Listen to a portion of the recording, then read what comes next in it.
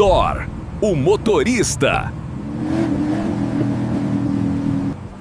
Um passeiozinho na praia, tem que ter uma musiquinha bacana. Calma aí.